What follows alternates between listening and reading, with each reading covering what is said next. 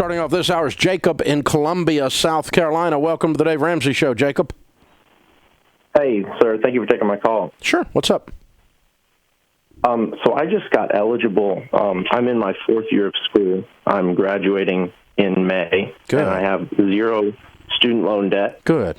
But I have racked up about $2,700 in credit card debt. Mm-hmm. And I just finished the application for student loans, and I've already paid off everything for school, but they're letting me take $7,000 in loans. I'm able to accept that as of yesterday.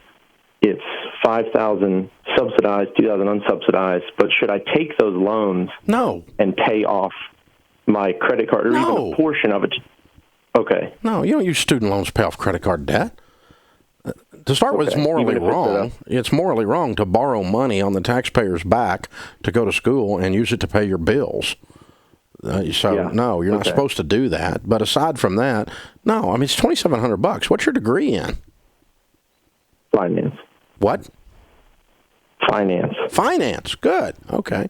And so that's what's causing the problem. You're overanalyzing this mathematically, aren't you? Okay. It's only $2,700. You're going to get a nice job in May, right? Hopefully so, yeah. Nothing and just pay your $2,700 off, man. Don't monkey around with trying to beat the system for a couple of points of interest for just a few months. You're going to be debt-free by September. Okay, hopefully so. Yeah, I've already cut up the card. Good. But, good. So yeah, I mean, if you run the math out, you're comparing the interest rate annually on the credit card to the interest rate annually on the student loan debt, weren't you? Yes. Yeah, and so you're trying to run arbitrage on it. What we're taught when we get finance degrees, I've got one too, and so. But the problem is there's two things. When you run it out, what I had to learn to do in personal finance especially was when you run out the math that actually occurs here, okay? So let's say that you did this and you still paid off the $2,700 of student loan debt only, okay, by September. And so you have borrowed money effectively from now until September. Let's call it 6 months, okay? What is the student loan interest rate? The loan interest rate's 5%. Okay. And what is the credit card interest rate? Between 16 and 26%. Okay. Let's call it 20 for round numbers. Okay. So we have a 15% spread. Oh, but wait. We only have 6 months. Right?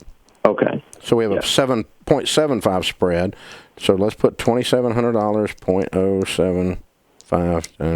It's a $200 discussion we're having. Okay. You see that's the whole savings after all this gyration with the arbitrage.